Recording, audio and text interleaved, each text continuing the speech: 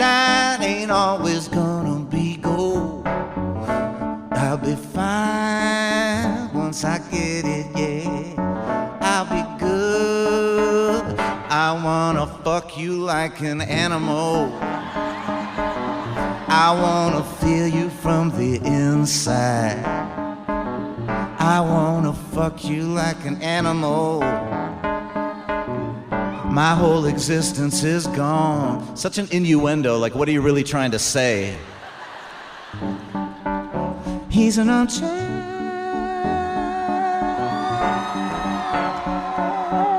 It's your thing. Do what you wanna do, yeah. I can't tell you who to sock it to, yeah.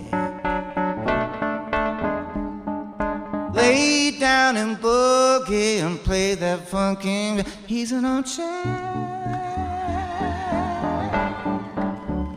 My wish for you is that this life contains all that you wanted to. Your dreams stay big, your worries stay small. You never have to carry more than you can hold. When you're out there getting where you're getting to, I hope you know somebody loves you and wants the same things too. Yeah, this is my goddamn wish. It's my goddamn wish. He's an armchair expert. He's an armchair expert. He's an armchair expert. He's an armchair expert.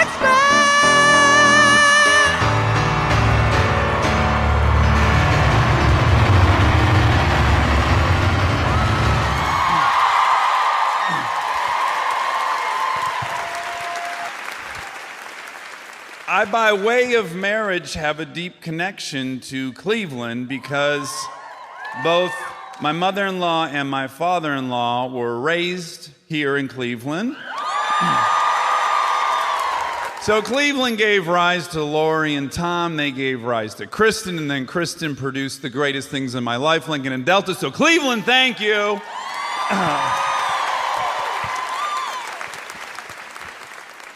It was very hard for me to drive here today from Detroit and not just hang a left at Sandusky to go to Cedar Point. It was, dare say, nearly impossible. Gonna admit another thing, I have not eaten White Castle in 15 years. I was explaining to the woodland creature how delicious they are on the ride. And I went through the drive-thru and number 9 is 20 White Castles, 4 fries. And I said, we'll go with the number 9. And she was like, who's gonna eat 20 hamburgers? I'm like, you and I are eating 20 hamburgers, and by God, we did on the ride down, and so things are... There could be a mid-show accident, just prepare for it.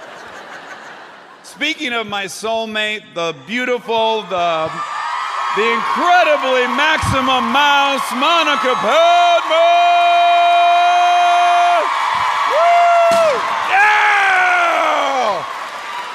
Hello. So we're in a very tiny space normally, about the size of this rug, and when we come out into the real world and meet armchairs, it's always overwhelming to us, and we just want to say thank you so much. Thank you.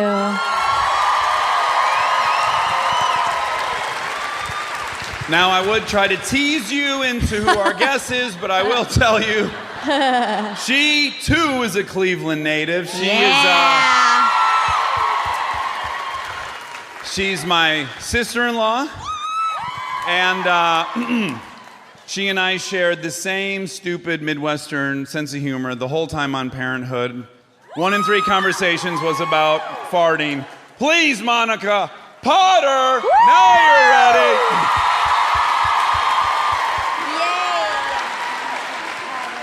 Yay. Monica's gonna stay, I think, for a long time. She brought luggage. All night. Is this milk? That's It's water. We serve warm milk here at Armchair Expert. Like my grade school. We find that it neutralizes the White Castles. No, it's box water. I feel like I'm at Jogga Lake. Well, okay. Getting on the old double loop. How dare you bring up Geauga Lakes in the shadow of Cedar Point? I love Cedar Point. How frequently did you go to Cedar Point as a kid? Because us Michiganders, minimally 2 trips a summer, or the summer was a failure. Mom is here. By the way, I've is never here. interviewed someone where their whole family was in the audience. My whole family's here. Or not my whole family. My 2 sisters, are Jessica and Carrie, the oldest and youngest, they didn't want to come. 70% of your family is here? Yeah. Yeah, fast And my math. dad's here too. He's here. He is, and my dad actually died on your not on your He actual tried to ruin my birthday. No, not on your actual birthday. Okay. The date of your birthday. So I always remember that. The day... Not the day you were born. No, correct. Did he die in 2002? 4. 2004. Yeah. Okay, so Okay, for my wait. 29th birthday, he was like, He said bye. I'm going to ruin this birthday And for he you. went up there Uh-huh. to watch over you. How am I doing? Great. Okay, good. Your birthday is in 7 days. Next Sunday, yeah. My dad would return the favor, but we already lost him. So, no. Cedar Point. How many How people- frequently would you go there? Like once every 6 years, my dad was an inventor, and we didn't have a lot of money, so. But Mom, Okay. you can answer So that. you didn't go a lot. No. You didn't? We saw Geauga Dog once a year at the St. Jerome School Parish Picnic. Oh, okay. Oh, Go Gladiators! wow. Monica's Anyway. father was an inventor who had infomercials, Cool. right? Do I remember that correct? He you're invented the good. first flame-retardant car wax for the many, many people in America who are regularly driving through flames on their way to work. Oh my gosh. You know what, He though? had figured out that there was an epidemic of people not showing up for work because of the walls of fire standing between them and their occupation, and he solved it in the Cleveland way. That is correct. And he made it for, I'm not sure why, actually. I'm not sure why, but he made it for a company, I thought. I think they went under, though. I bet their factory caught on fire and the wax was not flame retardant. But he really did invent a He car did, wax. yeah. My theory isn't that he was actually fearful of the cars catching on fire, but No. it just made for such a great commercial. Because you'd put the wax on, then you'd dump lighter fluid all over it. They'd throw a match on there, and everyone would be like, oh no, that car's ruined.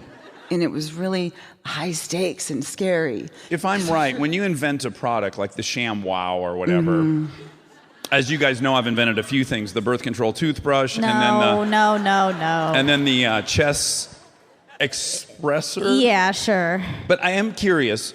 Your mother, who's here tonight, she worked at the hospital. She actually she worked a lot of jobs because she had to help pay for stuff because we went to Catholic school, but she actually started at Euclid Square Mall. Okay. Cleaning the mall after it closed, and it's actually where I started to learn how to act. How so? She would clean, and we would do our homework after school, after St. Jerome's, and my sister Jessica, who's brilliant, just insanely brilliant, and so funny. They would dare me to get up and walk behind people and imitate them, Oh, okay. and I was like 9 or 8 or whatever. What order? You're the oldest? No, it's Jessica, Monica, Bridget, Carrie. Okay, so second oldest. Yeah. Or third youngest. Yeah. Fast math on the fly. Fast math. Yeah, second oldest. But as the second child, were you like myself? I would have lit myself on fire to make my brother didn't know- smile.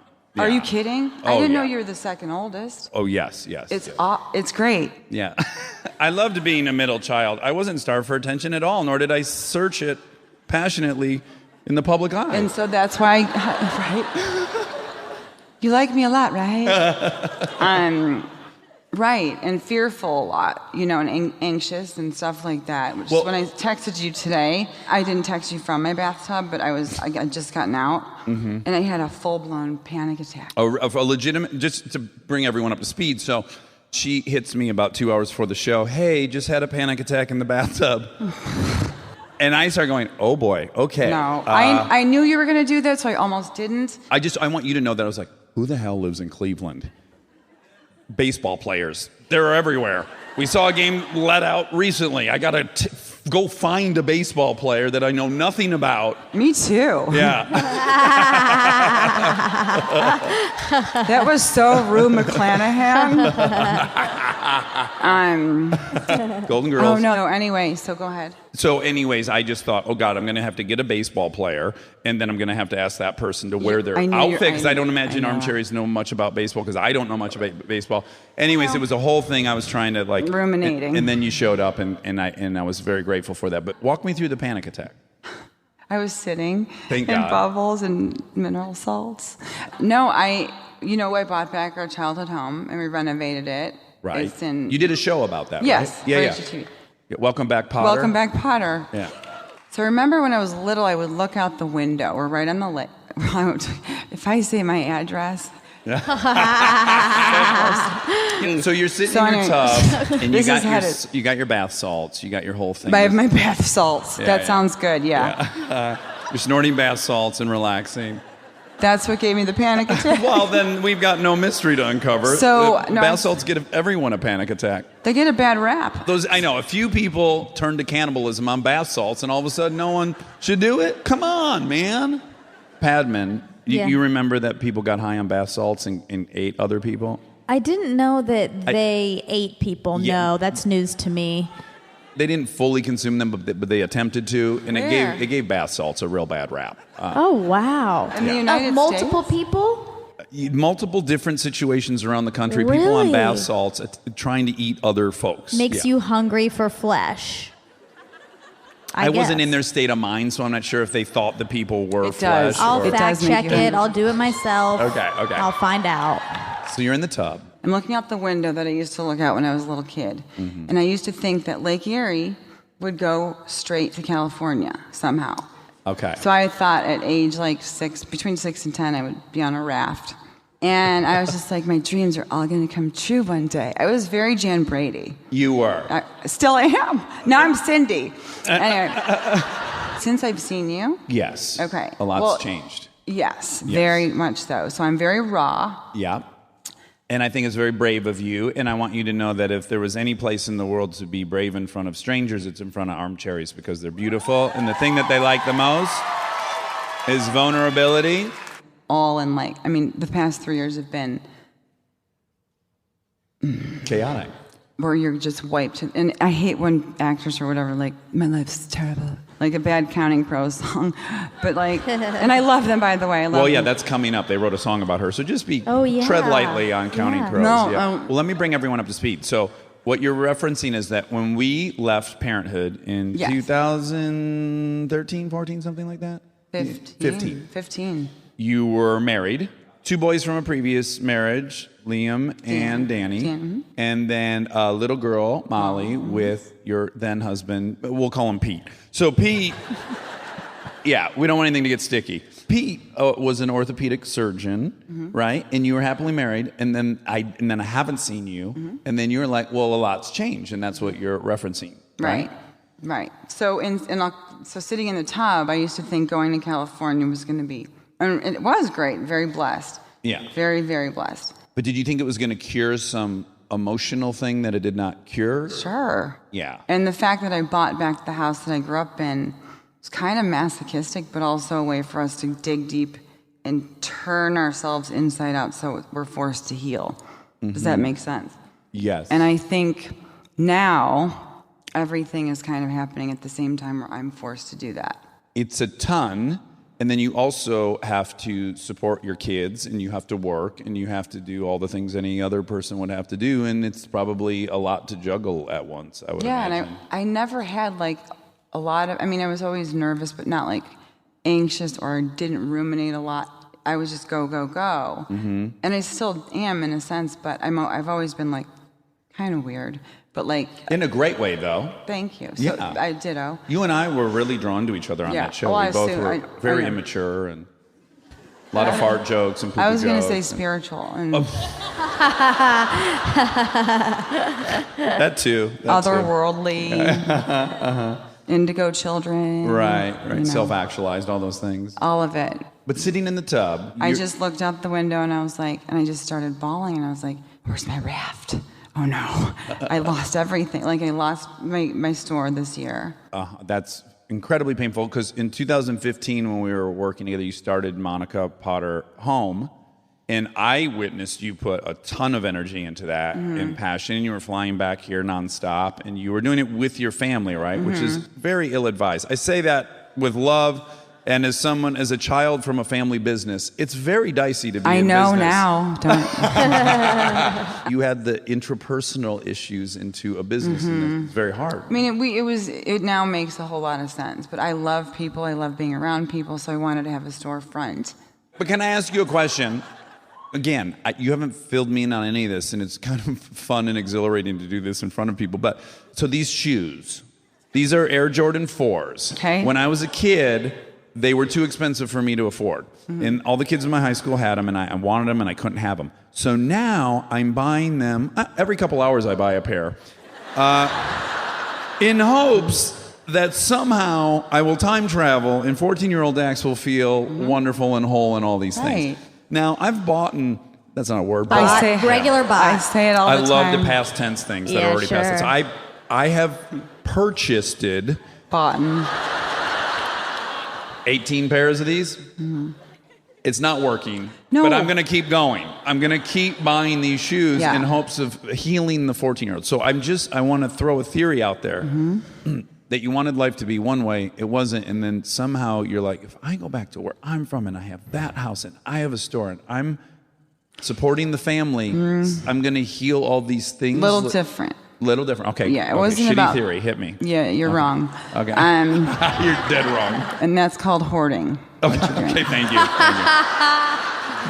I do that as well. I do purchases on Amazon, and it's getting bad. I buy tutus at like 3 a.m, and I wear them, but it wasn't about stuff. Right. It was about, my father told me when I was 3 that I was going to go to California, and it's on tape, and become a movie star. So that's what I knew I was going to do. And I thought a movie star was someone that wore like a sandwich board, front and back. Said like eat at Joe's, but like just with the big star on it, and that passed out money. Okay. Which is kind of true. No. But, Just no sandwich Yeah. board. So Dad's clearly a dreamer, right? He's an inventor. And that's not the most stable source of income, or was it? no. It wasn't. No, he right? would make inventions for other people and other companies because of his self-esteem. He would always be in the basement, which is partly why I bought the house back. When we moved in, there were all of his invention tables still there, which I now use.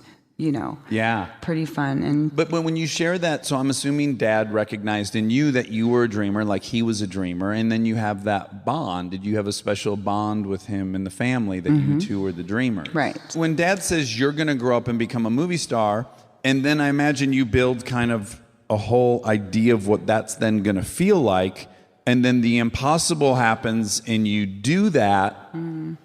Did you get that sense of completion or closure or Fuck healing? no. Right. No. Fortunately, it doesn't really work that It's way, a does whole. No, but it was funny because the people I got to work with a lot of really good people, but most of them, for some reason, maybe God just pulled all of us together, like Robin Williams and like Phil Hoffman and all like yourself, all of these people that were different on the outside that when I would sit with them or talk with you at length about certain things. Like Sobriety. I'm very honest about that. You don't have to worry about blowing my cover. And I'm working on mine. Okay. My spiritual.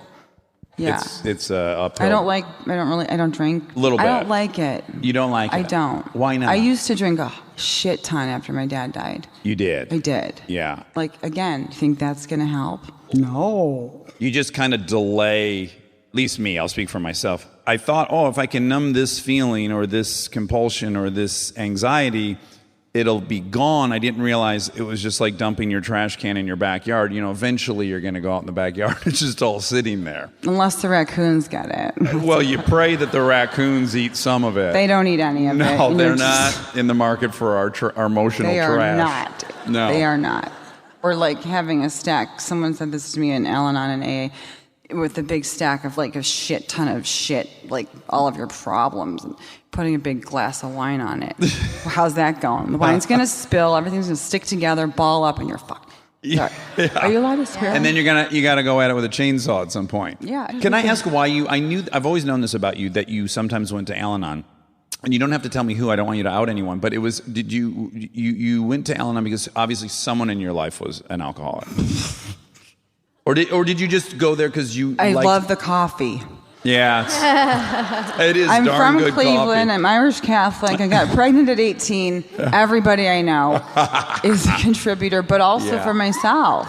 It's Yeah. okay. Like, I feel like with my story, whatever's going on in my life, it's good to talk about it, whether it's like depression, anxiety. Everybody thinks that your life is one way, and it's not. Well, It's and then the opposite of I'll go a that. step further, which is a saying we have in both of our programs, which is like, and this is probably just a human saying, but you're only as sick as your secret. So you're moving through life looking around, especially now on Instagram, you're like, everyone has got it together. Nobody is wrestling hour to hour with eating this bad food or drinking this bad thing, or, there is great comfort in finding out. I remember when I first, in AA, you got to do a 4-step, and then you list all these things that you've done wrong, and then eventually you've got to say it to another human being. And when you are about to say it to that person, you're like, well, this person's going to stand up and go, you're disgusting and a sociopath, and you should be killed, and that's that.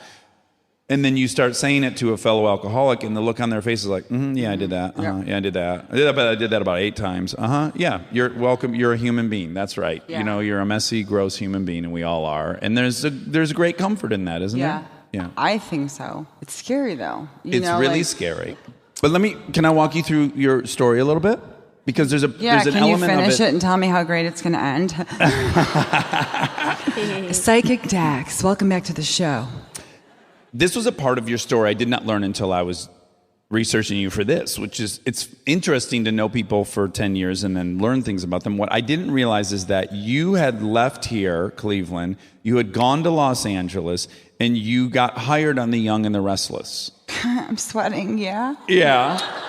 There is So a theme that I want to explore throughout this about your career and the era in which you entered it, and then the transition to you playing Christina Braverman, because unfortunately, the vast majority of media has been women who their sole goal is to further the storyline of a man in the movie, right? So you're a love interest, you're a wife, you're a girlfriend, and you're just there to show up and go like, don't do it, Harry. Think about the kids. And then Harry does whatever the hell he wants. Terrible.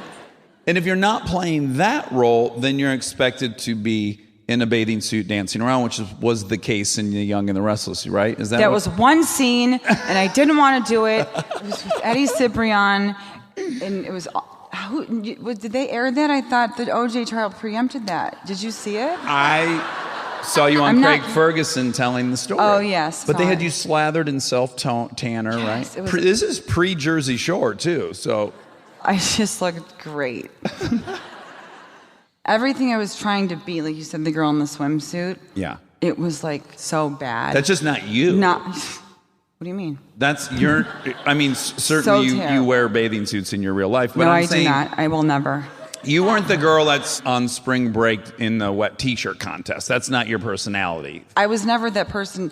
My parents didn't raise us like that. We were like boys, all 4 of us. I still don't know what sexy is. Since I'm going through the divorce, a lot of my friends are right when they file, they leave their lawyer's office, and they're like on Tumblrs or Tindrils or Humbles or whatever. Right. Yeah.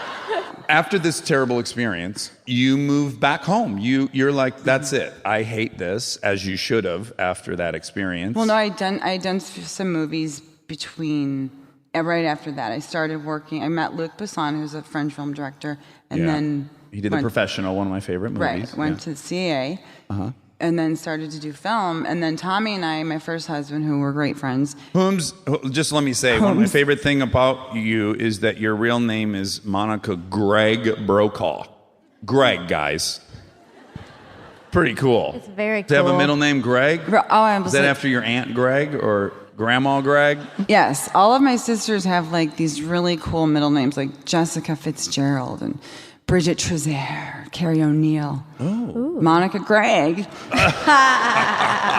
Not even Gregory. They didn't even give you the whole Greg, but they did throw 2 G's at the end, right? Is it spelled with double G at the end? Triple G, yeah. 1 G and then egg. R. But I love it because it's my grandmother's maiden name, Dorothy Gregg. Who's Okay, that kind of makes a little more sense. And I'm a lot like her. But did you not move back to Cleveland before the Con Air? I saw you looking at your notes. You're like, who gave me these notes? No, you're absolutely right. Well, I gave me these notes. How dare you insinuate I'm farming this out to anybody? No, I know. I packed the T-shirt can. Don't get mad at yourself. Okay. But no, I moved back to Cleveland because Tommy and I went through a divorce. Right. And I was trying to do film. And we said, you know what? Let's go back to Cleveland. Danny and Liam will be in school. I bought a house in the same kind of area I'm in now. Mm-hmm. I was able to go off and work. We decided that I wanted to go back to California because I had to make money. And you were getting crazy opportunities, right? Con Air, that's the kind of first huge movie that you're a part of. Yeah.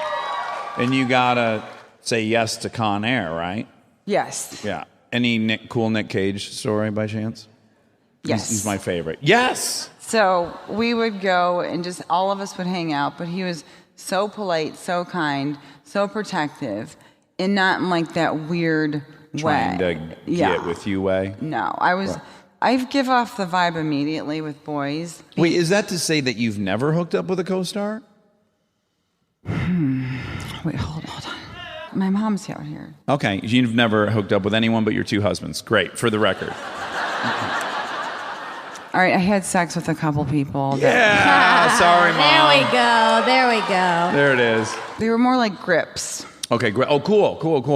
Well, what's interesting Craft about service. that? Sure, transpo. Food, you know. You want a man that's well-stocked food-wise. Because, I'm not a big actor person. Right, yes. No, I would say that was true with you on Parenthood, is that you got along very well with the crew, and that was much more your speed. Yeah. Did you think I was crew when you met me? Yeah. Like lighting guy or something? Yeah. That would make sense. Those are your people, too. Absolutely. Stay tuned for more live show after this exciting commercial break.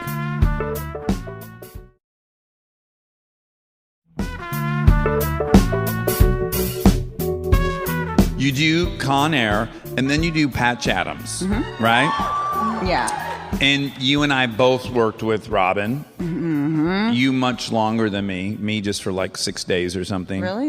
And I don't know how you found him to be, but I was immediately, I grew up watching Mork and Mindy. I saw him on, I had a nano lunch bag. You had a nanu lunch bag? Yeah. So kind of an intimidating figure for me as a comedian. He was like the youngest comedian to ever break out of the San Francisco scene. There's so many things I kind of looked up to him. And then within 25 seconds of meeting this guy, I'm like, oh no, he's just like me. He's like a suffering human being, and he's real as hell, and he's sincere and kind. And he's all of that. I was really protective of him. On like a soul level. Well, I have to imagine you as someone who, I've already said you were an Al-Anon, you probably like addicts. Do you like addicts? My mom said she's never met an addict she didn't marry. And yeah, actually, well, I would much rather hang out with a guy, Euclid Avenue downtown that needs help than going to the Beverly Hills Hotel. Because I learned something. You know what I mean? Because I feel like I'm them. Does that make sense? Yeah. But not because it's just I'm codependent, which I am codependent. Not just that, but because like we can hold hands and we can get through this life together, and we're gonna care for each other. So, but the altruistic in the most euphemistic way to say is like, I just want to help somebody. But then deep under that often is, you would learn in Al-Anon, is like, no, I want someone who's basically a dumpster fire so I don't have to think about my shit because his shit is so loud that it needs addressing immediately. Mine was like, it is, that's a good way to put it, but I also I journal all of my stuff too, and I would share it with that person. Like I need help too. But what was the question? Oh, the dumpster. On fire. My dad could have fixed that. Oh, yeah. But I feel I just felt like I'm them too. What we're saying, though, is that you could feel when you met Robin, you're like, and then when I had met him, he had just very publicly relapsed. He had like 18 years or something, and he very much was day at a time. And at that point, I had like 3 years of sobriety. So I was weirdly in this position where on that movie, he was like, what are you doing? Where are you going? I kind of need to stay close to you, which again was a very weird dynamic for me because this is someone I idolized. And I was like, wow, that is the gift of this crazy program that me, this dipshit, could be of service to this guy I've worshipped. And what an incredible honor to be able to do that for someone. And I miss going to meetings because of that, you know, but when I would go to the meetings, like, I would want to help everybody there. Yeah. But then I would get a little depressed because I wanted to fix it and take care of them, and then got to be. Well, that's the part though that's codependency, right? Where you get on board of a sinking ship, and you just go down with it. Great. And you don't go. You know what? No, you got to sink on your own.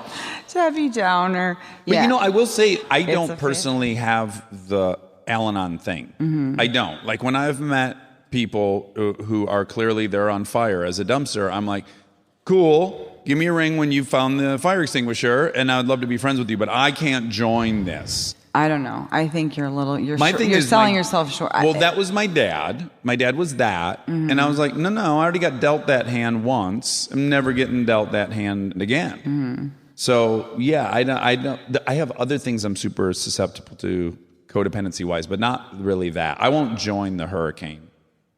But you want to help people. Maybe you don't. I don't. I'll be dead honest. You're an asshole. If you ask me for help, I will help you. But I will not go try to help somebody who's then not we're doing asking it different. for help. Okay, that's what I meant. Yeah.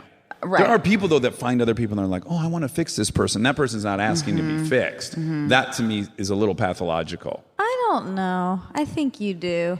You do it here. That's the whole point of this thing. But I think again, I don't know. agree. I think only through saying, "Hey, this is my story." If that appeals to you, great. If not, Yes. But my wife and I will get in arguments all the time. She'll be like, "You need to call so and so and tell them they need to get their shit together and go to a meeting or stop cheating on their girl, whatever." And I'm like, if they call me, I'll be the first guy there. But I'm not trying to. Well, you're not trying to tell people what to do, but you are helping people. You need to shut up. You shut up. Can't say that to me. Anyway, you help a lot of people, and you're just going to have to take it. Okay. The program will But tell you. here's the thing that I get so scared about. Like, what if there's a person that might need to be cold called. They're going to hurt themselves, and you just save their life. And you're someone like that, and I'm grateful there's folks But like see, you. I also know that also is great, but it's also bad for me. Right. Right. Yeah, look, luckily we come in every shade under the sun, us humans, and we need someone like you, we need someone like me. I'm more the person that's like, which I've done, go over with a baseball bat, get that person out of the drug dealer's house, and I'm like, sign me up, I'm in, that's my kind of party. So you do. But I'm not like, hey, I haven't heard from you in 3 weeks. That you know. See, I don't do that. I don't know. I have become much more... protective? Just, yes, there are walls up right now. Yeah. You know, and my friends are here tonight too, and hi guys. We pick up right where we left off, but I've like lost friends just because I don't have time for bullshit. Right. I've been friends with these girls for 30 years, maybe Well, longer, and so I don't want to have... It speaks to your character and who you are that you've always had those people around since I've known you. You've never really turned your back on anyone or left anyone out. They've never turned their back on me. I will just say, potentially to your own self-harm, in that my assumption is that you decided when Dad died in 2002, I'm up, I'm going to be Dad, I'm going to fix everything, I'm going to be Dad, and that's a big job to try to take on. I did. You did, yeah. But I also started to do that a little bit earlier in life. Right. Just because I was like Lady Gaga. I was born that way. But I also so much like Lady Gaga. But I Tell me something, girl. Oh boy. Are you happy in this modern world? Don't look at it. Do you sell cannabis? I like that movie. Yeah, it's Yeah, really me good. too. Yeah, That he's made much me better so than I am at sick things. at the end. You know what? We could do the remake like a year No. later. I think America's dying for it. They are. Well, he died at the end, so that does open the door up for me. Hard to have a sequel. He's gone. In a dream sequence, the whole movie's The a whole dream movie's a sequence. dream. Great. It's a prequel. Right. Yeah. Where both actors are older. This is going to work. And it This was is definitely before going to work. If there's Lady- any financiers in the audience, please see us after the show. Before Lady Gaga knew she could sing, because I cannot sing. So let me just say, Patch Adams is humongous. Con Air is humongous. I want to ask because for me, deciding like, oh, I'm going to go do television fucked with my ego. Mm-hmm. I'm like, oh, no, I got invited to the big party, and now I'm not really seeming to get called too much, and now I'm going to go to the littler party. And that was, we both signed up for Parenthood, just on the cusp of TV becoming the new great format. How about listening to your agent saying, trust us, TV's where it's at, and then they're saying, a few years later, Hulu, and I'm like, oh, yeah. No, I was in a meeting the other day, like, you got to make a show for Facebook. And I'm like, I'm not even on Facebook. How? Now I got to make a show for Lifetime. Facebook? Yeah, you got to be on a show on Yelp. When people open Yelp to find a restaurant nearby, they need to see you on that app. that's actually a good idea. It's one step away from like, you just got to call strangers in America and entertain them. You start picking up the phone, dialing random fucking 10-digit numbers, see who you get, and put on a show. We'll figure out how to monetize it later. Through my store, I actually do that. Oh, you do? Yeah. You cold call. People write in, and I feel bad. I'm like, how you doing? Hi, Sandy. How you doing? They're like, who is this? And I'm like, it's Monica. I saw, I got your message. How's it going? They're like, good. And then I got overwhelmed and started crying. Yeah. No, but I have made really good friends that way that I've never met. It is one way to make friends, yeah. God, I have to re-examine my life. Crystals, cats, and cold calling. But did you have the fear that I have, which is, oh, if I go through that door, the TV door, I've got to shut the movie door, and that'll be that? Because this was kind of before people did really both. Yeah. You kind of were one or the other. It was hard, right? Yes. And then it turned out, and I wonder if you had this experience in life, which I've had. I keep learning over and over again that when I get the things I want to get, the result is never what I wanted. And then these things I didn't want or was talked into or did as a favor end up being the greatest things that have ever happened to me. And I barely wanted to do Parenthood. It's by far the best thing I've ever been a part of. I said no 4 times. 4 times. I said no 4 times. I go, I can't play a mom. Right. Not out of like I think I'm too good, but I don't know how to play a mom. Right. They're like, you have 3 kids. I'm like, but I don't know how to do that. Yeah, and Christina she's a little different than me. Well, she was perfect, basically. That's not what I meant, but she was Wonder Woman. But did you find that it was the opposite experience as you were expecting? And is it something that you have deep gratitude for, like I do? Beyond, right? Yeah, beyond great. Because, and this is what I was talking about, you had the rare role for a female where you drove the story. We had whole seasons where the true A story of the season was you. You had cancer for one season. That was the A storyline. Okay. And you ran for some elected office, mayor or something. She goes, I forgot about that. Yeah, so you made a run for mayor. These are not challenges women are taking on in TV at that time, or if so, certainly in a much smaller percentage than men. And the school. You started a school. Yeah. Here's what I did. I want to be Christina Braverman. You did all that, and I just tried to get back with the same woman for 6 years. So, yeah. Spoiler alert, I got her. Yeah. And to build that bitch a house and sell my motorcycle, leave my houseboat. Didn't you cheat on her? Yeah. Oh, with Minka Kelly. Wait, but she was Max's tutor. Or Behavioral aid. Therapist. You fucker. It's low. She quit because of you. I know, because I was... I'll never forgive you. Yeah, nor should you. No one was happy for me for sleeping with that year's sexiest woman alive. Yeah. No one was stoked. Except for this guy. Except you, yeah. Let's be honest. Can I tell you one funny thing? About that Minka Kelly thing? So Kristen and I, for better or worse, we have zero jealousy over each other when we're watching each other on TV, hooking up with people. In fact, there have been moments where I have actually even had the thought watching Veronica Mars or The Good Place. I'm like, when her and Chidi are together, I'm like, kiss him. Like, I'm sucked into the story. I want her and Chidi to be together, and I love it. And I don't care. And I know who she comes home to at night, and I'm not worried. And she feels the same way about me.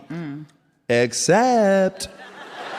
Oh, here we go. Monica Potter. And does she know you're here? If they have a storyline where you hook up with your brother's wife, I am out of here. No, but we're watching that episode where I hook up with Minka Kelly, and we're watching the scene, and what becomes really clear from the scene is we enter it, and it's on Minka's back, and clearly she has no shirt on, nor does she have a brassiere on. And so, of course, in real life, they didn't take that out digitally. She didn't have a brassiere on.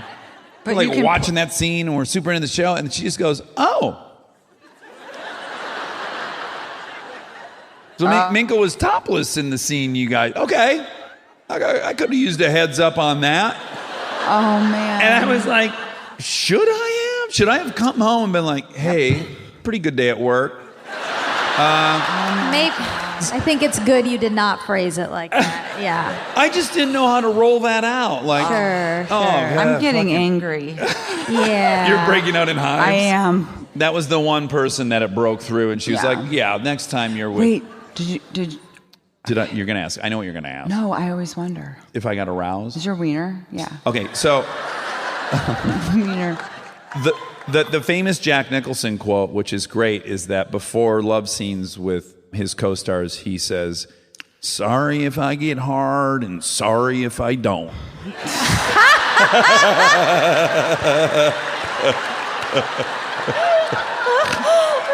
That's great. Because you really can't win. You're like...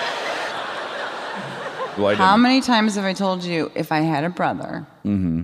It would have been me. Yeah. Yeah, I agree with that. I thought we were the most brother and sister, but we weren't even blood related. Maybe in the reboot. Should we tell him now? I'm just kidding. Oh, my God. Can you imagine? Oof. I do want to say, I do think it was pretty much agreed upon, because you were the only person in our whole cast that ever got any nominations, and you got several, that you brought the thunder more than any of us. I mean, you won a Critics' Choice Award. You were nominated for a Golden Globe. I got a Razzie, I think, for my first movie I directed. So, you were incredible on the show, and it was so helpful as a scene partner to be with you in a scene, because some of my favorite scenes were with you. Like, I came over to do laundry, and we got in that huge fight. Yep. That was just like a very exciting... I felt like I was having an experience acting that I don't have very often. When I had to do them with you. Because I never said what was written? I didn't either. Why were you nervous? I was excited. I'm like, she doesn't know the lines and I don't. Let's party. No, I did. I knew it. I'm teasing. I knew them. The suggestions, I called them. Can I get the suggestions? That's what makes me nervous about going into this next show. Like going back to work. That it's going to be by the letter. I'm like having, I tell people up front when I meet for stuff, I'm like, look, if you want a guy to read it the way it's written, there are a lot better actors than me out there. That's what I said. I give everyone else jobs. Yeah, me too. I'm like, I am not your girl. You know who really is good as Zach Braff? Hire that guy. He'll say exactly what's written. You know who's great is Julia Roberts. Yeah. Yeah. She might cost a little more. But she'll give it to you verbatim. She will. Yeah. I don't know why I was nervous working with you. Because he talks too much. And maybe because I did feel like you were my brother and I didn't want to disappoint you. You directed my favorite thing I've ever done in any movie, anything ever, and probably will ever, was that episode. It was unbelievable. This kid is the most talented director. I agree.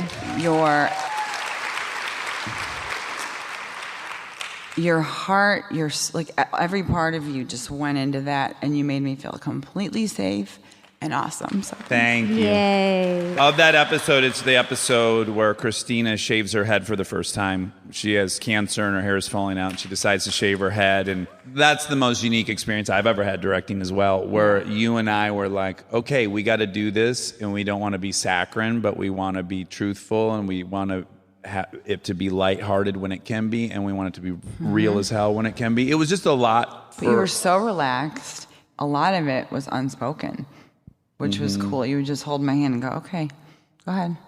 I'm like, I know I have one take with this thing because we only had one. They built this preposterous bald head for her. She looked like she was on Saturday Night Live. That old sketch, the Martians. What was it? The big head, the cone heads. We can't have you in this whole episode be a cone head. We got to throw a baseball cap on here or something. I mean, if you had been walking around with this humongous cone on your head, it just wouldn't have worked. Yeah, you did. We got you in a baseball cap real quick. Except at the end. And then also shaving the head, we only had like That's 2 what I'm wigs, saying. right? We had one.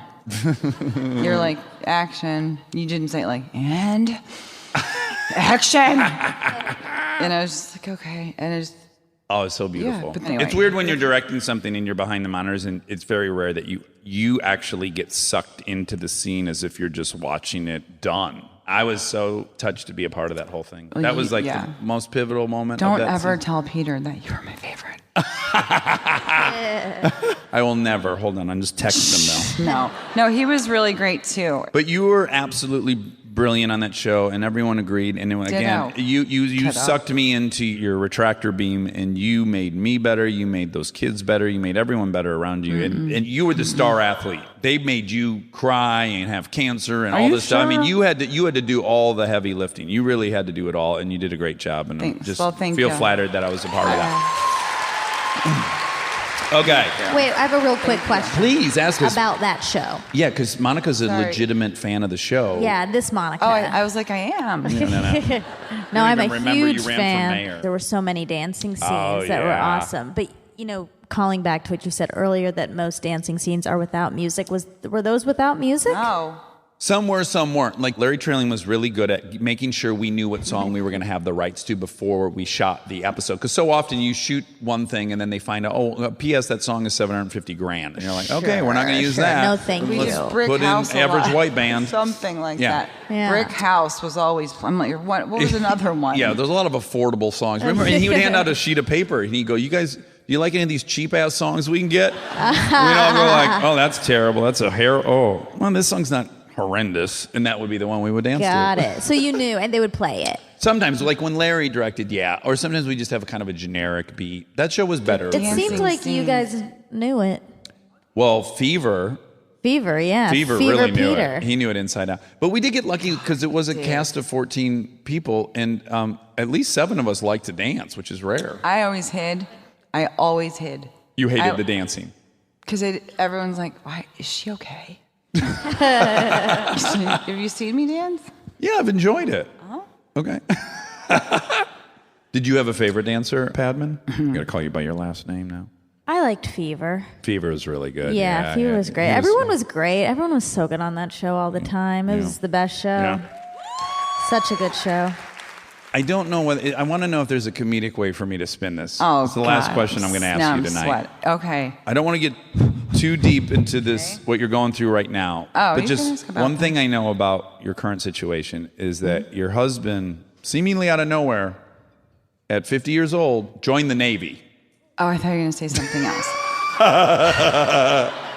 Which one is he going to pick? Which topic is he going to pick? I'm just imagining myself coming home and Kristen goes, "Hun, I've just signed up for the Marines." And I'm like, "No, hun, you can't sign up for the Marines. You got a couple of kids and you're just too darn old to sign up for the Marines."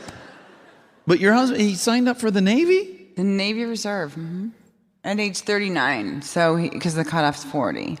Oh, he got in there just in the nick of time. Yeah.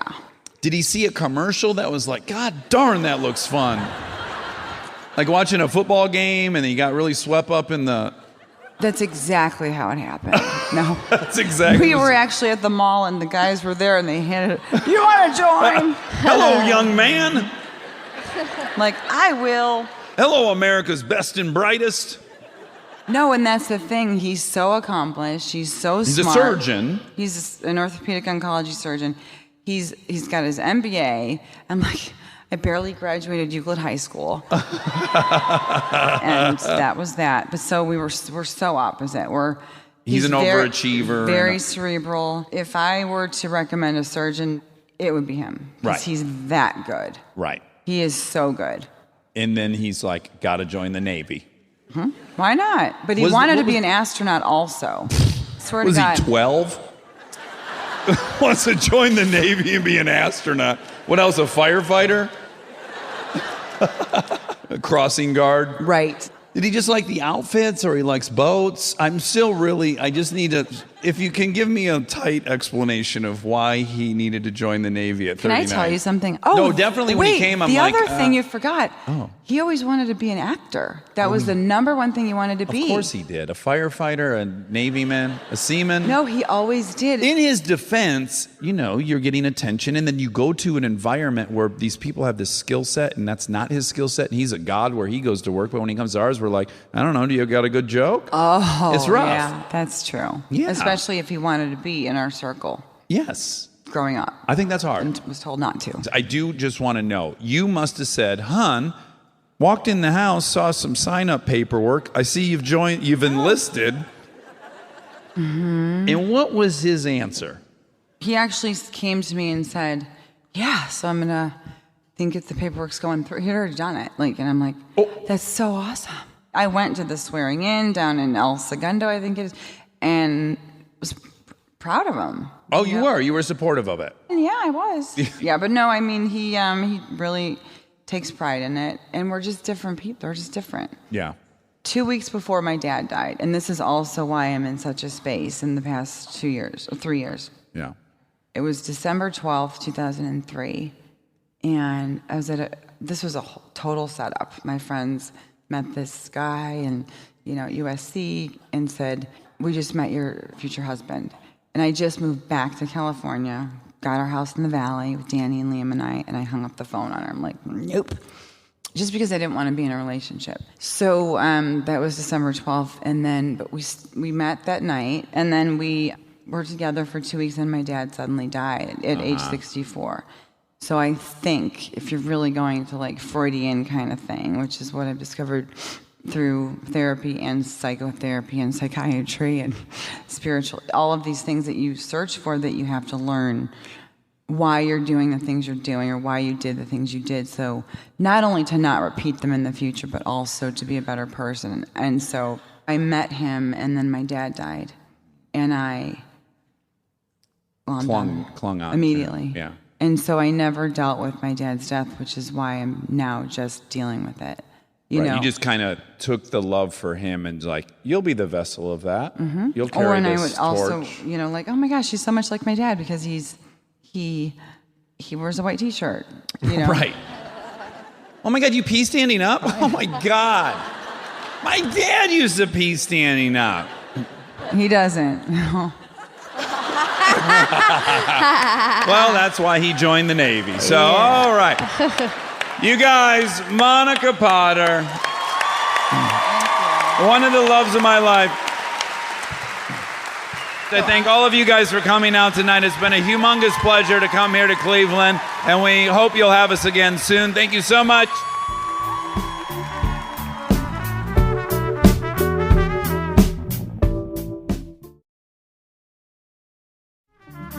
And now my favorite part of the show, the fact check with my soulmate, Monica Padman. Welcome to the fact check. What's happening? Well, you and I were listening to Anderson .Paak on the way over, Yada Yada. Yeah. And it's so good, and it's stuck in my head. Oh, and you think this is going to help get it out of your head? No, I think it's going to firmly cement it for the rest of the day. So, too. I really love that song because this guy, Kiefer Daddy, who I follow on Instagram, I discovered he's a piano player. And he does like kind of traditional piano jazz scores, but with all kinds of electronic underpinnings. I love it. That's and I went great. and saw him all by myself last year in concert. And you enjoyed that? I enjoyed it so much. And then he's on an Anderson .Paak song. That's so fun. So happy for everyone involved. Yeah. Yada Yada is the song if you want to hear it. And they did not pay us to do that. No, in fact, they might sue us for having done it. Yeah, probably. Cleveland, Ohio. We took a trip to Cleveland. Well, let's tell everyone about our jaunt down to Cleveland. Yes. Cassie's. Oh, Cassie trip. Do you remember the Cassie's? Of course. How could I forget? We got the number, I don't know, what was it, 7 or something? And it was 20 Cassie's. Number 9. Yeah, maybe it was number 9. It was 20 White Castle cheeseburgers and 4 fries. And I was shocked when you ordered. I said, no, that's crazy. Yeah, you thought it was absurd. I thought it was absurd, but we did eat most of them. Yeah, I think we only threw 1 hamburger out when we got to Cleveland. So I think I ate 11 and you ate 7. I think we threw out a few. I think we threw out like 3 or 4. Yeah. Because remember I went back into them, though, right before the trash can. Like, as I was walking to the trash can, I was like, I'm just going to grab the soggy bottom bread. They're so good. They're so wet. I know. They're love soaking wet. I think that's really what we love. Because if you look at the Emily's burger, what you're dealing with is like mass saturation of the fluid. Burger grease and God knows what. Oh, and the sauce. In Emily's, there's a sauce. In Cassie's, not so much. Just a grease sauce. I call it a goo. A goo. Yeah, it takes those soft little miniature buns and it saturates them with fat. And they become onion. Onion, and they become a goo. I want that right now. I'm starving. Me too. It's almost a paste that they squirt on. Oh, you were hating that I was saying that, wasn't it? Yeah, I prefer goo. Goo over paste. Yeah.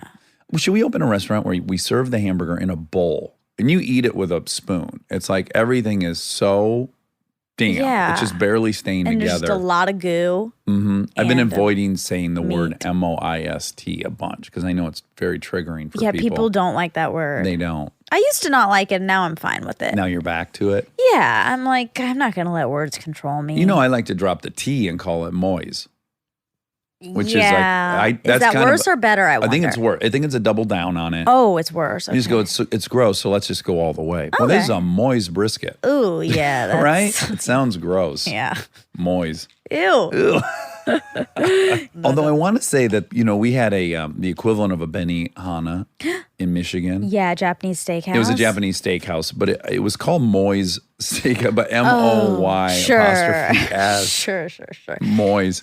Isn't that funny? When you read it as M-O-Y, that's fine. It's great, like soy. That's not going to cause anyone to feel gross. But if you know it's M-O-I-S and missing the T. Oh, wait. There's no E. Well, in mine, Moise. Would you add a E? I don't think. To get Moise? I think it'd still just be M-O-I. I guess I'm thinking of noise. Actually, it'd be M-O-I-Z the way you're saying it. It would? Moise.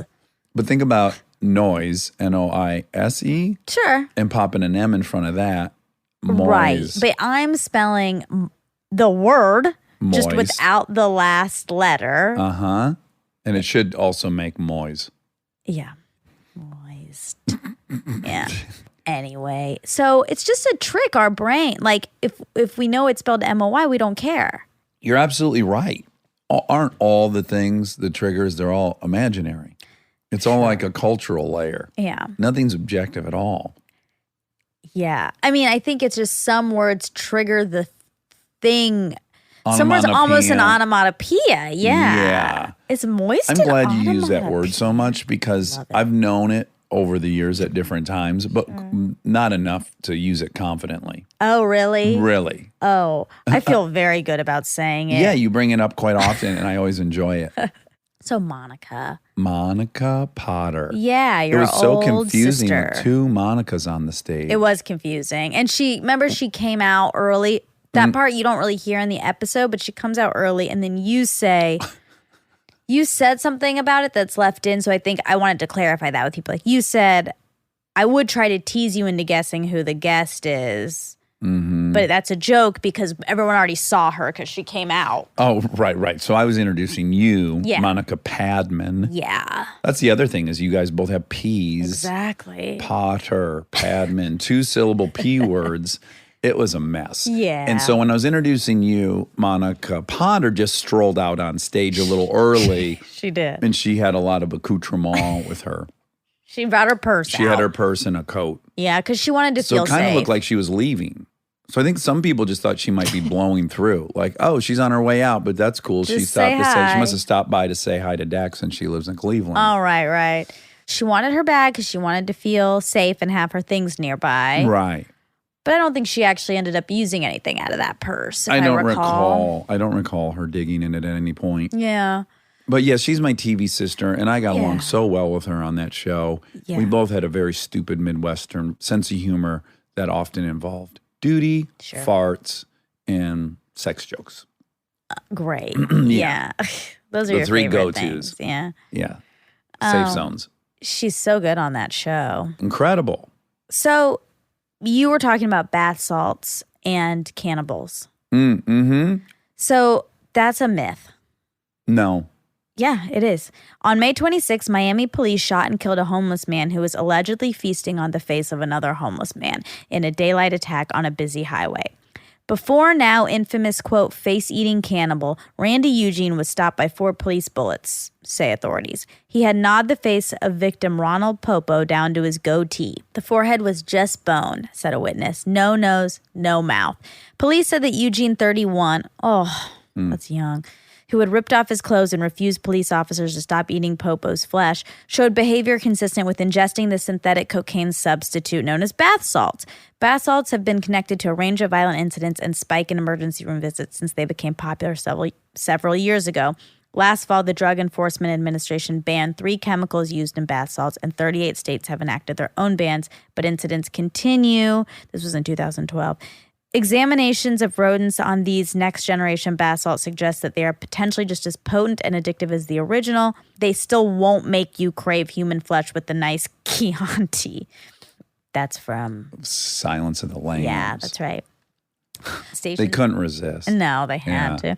When they first appeared in gas stations and in the street drug market in late 2010, bath salts quickly became the freaky drug of the month and began making headlines. Famously, 2012, a man tried to eat another man's face, and police thought bath salts might be the culprit. However, the hungry gentleman in question did not have any evidence of bath salts in his system, so the cannibal instinct was likely driven by something else, such as an adverse reaction to another drug or a psychological issue. Nevertheless, bath salts are still often associated with cannibalism and the zombie apocalypse.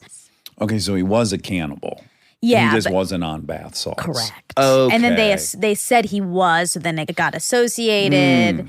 But actually, I thought there was more cases than just that one. No, there's a felt lot like of violence and emergency room visits, but not cannibalism. Not cannibalism. Okay. Yeah. Well, I'm glad we cleared that up because we would probably get sued by bath salts. You know, makers of bath salts. Yeah, we might. And I love baths.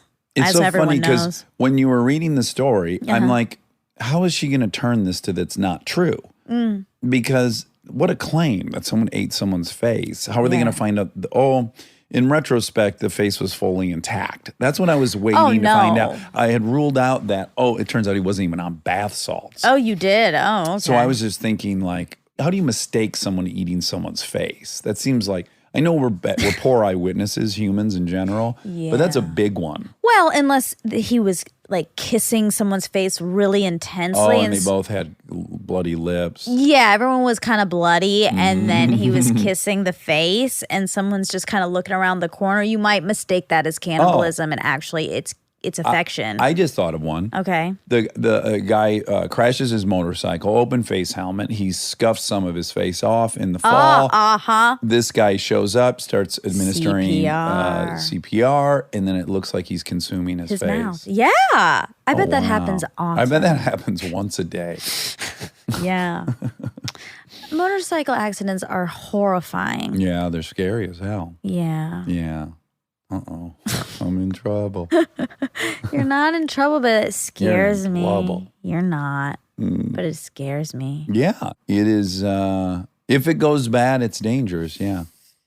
You're not in a car. No. It's just your body on the street. Wabi Wa, will you add to our list, our year-end fact check? I want to see per capita if it's any more life-threatening to ride a motorcycle than a car, though. That's interesting. I mean, since like 50,000 people die a year in car accidents, right? It's so high. That's not the number, but it's in the tens of thousands. Sure. I do wonder if it's even proportionally. Yeah, we'd have to see. The thing is, it's so much more sensational. When someone does die in it, like anytime someone dies in a motorcycle accident in LA, I hear about it. But people die in car accidents all the time. They just don't think of me immediately and say, sure, you gotta. Actually, I do. You do? Yeah, because you drive fast cars I drive too. Fast. Yeah. I just get worried about you, you know? Totally get it. Yeah. It's a dangerous hobby. Although, yeah, it's a little sensational. I mean, I think there are other hobbies that people go down from, but you don't really. I mean, marathon runners and shit, they have heart attacks from it. And basketball players. There's like anything really where you're not sitting in a chair. Well, those sitting in a chair, you get blood clots. People who travel a lot is dangerous. I want to, Rob, add on there, do more people die of blood clots than riding motorcycles? But then no, you can't do that everything. because you can't do that. Well, there is an activity that promotes blood clots, sitting too long. Yeah, but that's that's no one's hobby. Someone's like, fuck, I don't give a fuck how dangerous this is.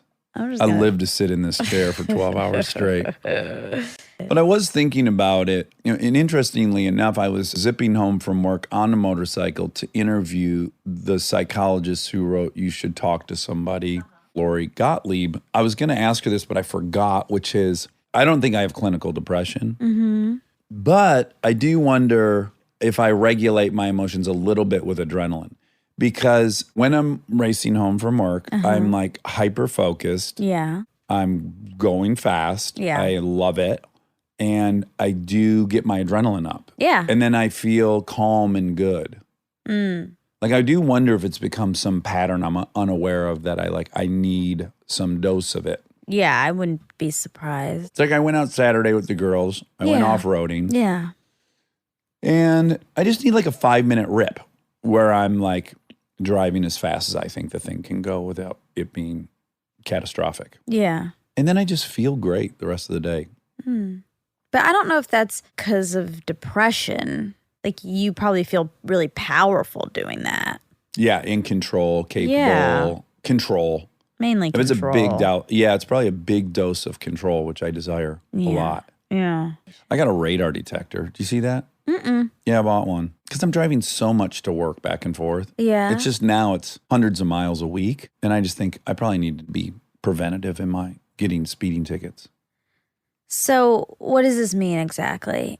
Well, a radar detector is like the one I got scans 360 degrees. So it can detect if a cop's shooting a radar gun at you from behind or in front. Oh. It alerts you to any officer running radar or laser. It.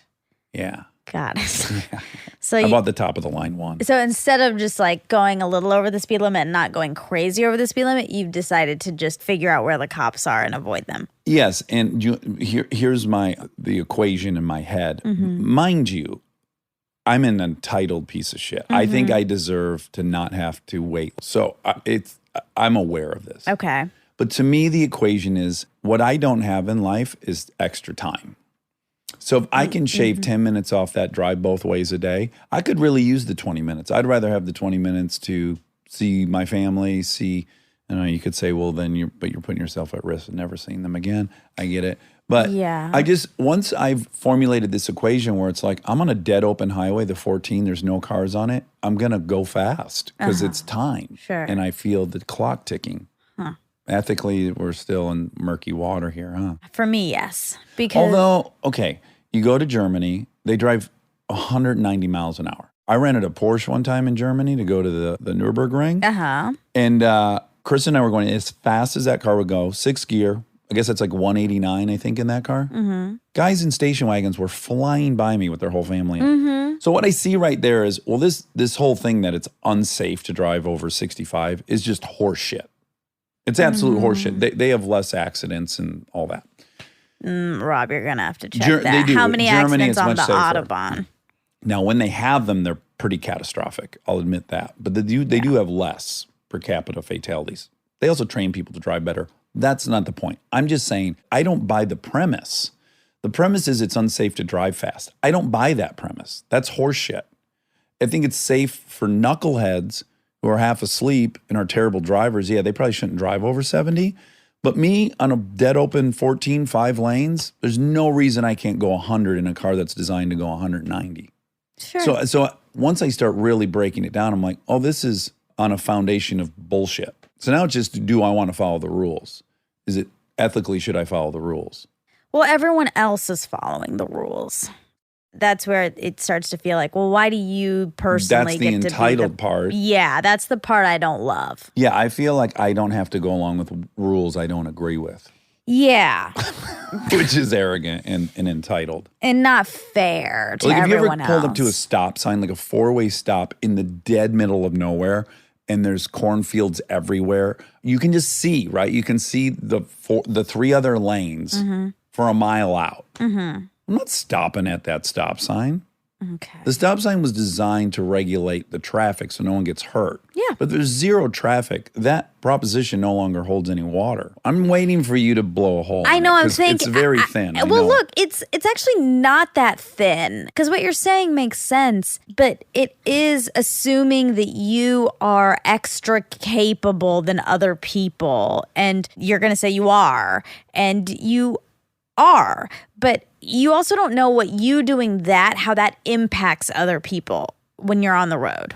Well, that's a good argument. That's the argument Kristen makes, which is like, sure, you can drive safely at 85, but when you go by somebody who's going 60, it scares them. And I don't feel great about that. I don't want to scare anyone. Yeah. The main issue I have with everything you've said, the only thing that I really don't like that you said is that you don't have enough time. Mm-hmm. Because nobody has enough time. This is the same as me not saying I'm busy because everyone's busy. And when you start thinking that like you're extra busy or you don't have enough time, it's narcissistic. Yeah. And it's just not taking into account that everyone's in that exact same You're position. right. I do feel like I have a unique lack of time. Yeah. Which is not true. Yeah, that needs addressing. Yeah. Yeah. You're So right. that's for me. Everyone wants to see their family. Yeah. And But some people do have more jobs than other people. That's a fact, right? sure. That's true. Yeah. Most people have Don't a have life time. that causes them to feel like they don't have enough time. Yeah. So shouldn't we then figure out, there was a really fascinating thing. Oh, it was on Hassan's show, Patriot Act, that I watched last night. It was all about public transportation. And it was drawing this correlation between people's commute time having more to do with their overall health and crime rate, all these other things. Interesting. That it's like one of the key components to happiness. Yes. And I believe that. So if we were willing to give it that level of importance. Yeah. But if we had transportation, you did spend a third less time in the car. Yeah. That should just be the goal for everyone. I like that. Yeah. Although I was just having this conversation with some friends at the Hanson's house. We were talking about commute and car and stuff. And one of our friends, Ben, said he likes having a little bit of a drive. Mm-hmm. Like a 20-minute drive. Because that's his time? Yeah, and it's a transition from like where your head is at work to home. The decompression chamber. Yeah, but when it gets to be an hour, then it's a problem. I think mine's a compression chamber because I'm always trying to get to where I'm going as fast as humanly possible. Yeah. It is a neuroses, I think. Yeah. Yeah. I think so too. Occasionally, on the occasional Sunday, I'll find myself just meandering somewhere and I go, oh, this is nice. Yeah. I should do this. It's less stressful. Yeah. Okay, so you said that the year you had the storyline with Minka where you cheated on Jasmine, she was the sexiest woman alive. Mm-hmm. And she was the sexiest woman alive in 2010, Esquire, 2010. Mm-hmm. And that episode was 2011. But you maybe shot it. But we shot it probably in fall. Sure. And it always aired mid-season. Yeah. Yeah. I like that episode. You did? Mm-hmm. And were you episode. really mad at Crosby? Because you didn't know me yet. People were really mad at Crosby. And I thought that they would understand because we were broken up. Right. No, you weren't broken up. Ooh, yeah. No, you were in a fight. We were in a fight. I know. That I interpreted as broken up. No, you were not broken up, but you were in a fight and you were in a rough patch. Yeah, we were in a rough patch. You know why it was a little confusing to me? I get it. I get it. But when I watch a show and I like many of the characters on the show, I want all the characters to hook up just because I like them all. So my assumption is like, oh, you like Gabby, the behavioral aide. Right. And maybe you like Crosby. So you're like, oh, I like both these people. It's cool that they kiss. No, that's not what normal people feel at all. They don't. No, they're Okay. invested in the relationships. Right. And most people don't feel like, oh, just because you like another person, you can cheat on your partner. I know. Jeez Louise. I'm really coming up bubkiss here Yeah, on the morals today. this is rough for you. This is real rough. This will be exhibit B in the court sue case. Yeah, and us getting sued. it's hard for a character to come back from that. It is hard. Yeah, people were real mad at me. They really yelled at me on Twitter. They yelled at me, Yeah, sure. not Crosby. They yelled at me. Yeah. You're a piece of shit. Yeah. Well, I mean, it's interesting in TV because, well, first of all, you're invested in the original relationship. If that relationship is bad or unhealthy or something, then maybe you're a little more on board with someone cheating. But in this case, no. No. It was a very sweet relationship. So Right. So that is just sad to think like, oh, now that's gonna get ruined. Yeah. And You're right. And in TV, you see scenes of her while that's happening. I mean, not Yeah, necessarily you feel in that bad. moment, but you're like, oh, she's doing that. You can see it with your eyes, and then he's doesn't care. And You're really right. It's just very hard for me to plug back into that mindset. Having lived a certain way for a decade, I just have a hard time plugging back into. But that wasn't cheating. There was a difference. Right. Like open relationships aren't cheating. True. I mean, to some people, they probably think it is, but I don't. True. Very true. I don't know. I just okay, I want Chidi and Eleanor to be together. Yeah. But if Eleanor has a roll around with Kirby, I'm like, oh, cool. That's cool for them. They had a fun time. Yeah, I mean, She that still loves implies some Chidi. different things happening. Shunning. That's an interesting topic. Yeah, I can see that argument being mounted. Like, well, a bisexual person should be entitled to be with both people because they're bisexual, male and female. Well, no, But- not at the same time. But that's just as crazy as Yeah. saying some unisexual person. No. It would still be cheating. Uh-huh. Like you could maybe get away with it a little more if you were just discovering this. Yeah. And then it was like, oh, I'm also in love with Kirby. Uh-huh. Why do they have to be in love? What if they just Okay, I'm she's also in love with attracted Chidi. to Kirby. She's in love with Chidi. She wants to live with Chidi forever. But then she was looking at Kirby one time and she was like, boy, those are beautiful lips. And take a quick taste of those. Uh-huh. And then she still loves Chidi. It seems to me like it's worse if you're just having fun with the person. If you're cheating on, like if Eleanor would cheated on Chidi, that's a hard sentence. But if Eleanor cheated on Chidi with Kirby because she liked Kirby, Right. And then they had a few pops at dinner and got a little tipsy. well, no, like that she liked her. She wanted. She's fun. She likes hanging out with her and being around her. And then she's attracted to her. That I can swallow that more than her cheating on Chidi with Just some handsome Manny guy who wants- because he took his shirt off. Right. And then she's like, oh, he's hot. And then she cheats. What if she hooked up with Janet? Because Janet's not even a person. Is hooking up with a robot cheating? I'd have to ask Chidi what he thinks. He might not care if it's a robot. Right. But Janet's Although such she's a so nice, human. she's such a human robot. And they built her to cheat with, She's voluptuous. They didn't make just a stick. No, Yeah, they made they made a beautiful woman. beautiful woman built like a brick shit house. Yeah. So I have to imagine the architects of her designed her for some cheating. Well, no. What? No. Oh my God. Okay. All right. That's all. That was it. Yeah, there weren't very many There facts. weren't many facts. No. Do you think that picture I sent you of Bernie Sanders is real? Because on that same tour, we had just watched the debates. Yep. And I launched a whole theory that Bernie Sanders has an enormous penis. Yes, that was your theory. Because his hands are fucking gigantic. They're inordinately large. Yep. And then someone sent me a photo of a group shot with Bernie and he's in dress slacks. And there appears to be 10 plus inches of flaccid dong. Yeah. Yeah, you can see it through his pants. I don't know that it's real. It seems too good to be true. Yeah. But wow, what if it's real? Wow. If it's real, you were right. Should we post that on our Instagram account just so people can weigh in on whether or not it's fake? I don't know if I feel comfortable. That'd be a weird thing to sue someone over. Like, They said I had a big penis. Well, that is more. I don't want anyone to think I have a big penis. Okay, that's more reason to sue someone because we're just totally making this up out of our own, out of your well, I'm saying own. I don't know. I don't know if he does. I just think he does. Right. Allegedly, he has a big penis. Yeah. That would just be a funny thing to sue about. Like, They said I was a good kisser. It would be. Well, not a good kisser. No, that's in you. for guys.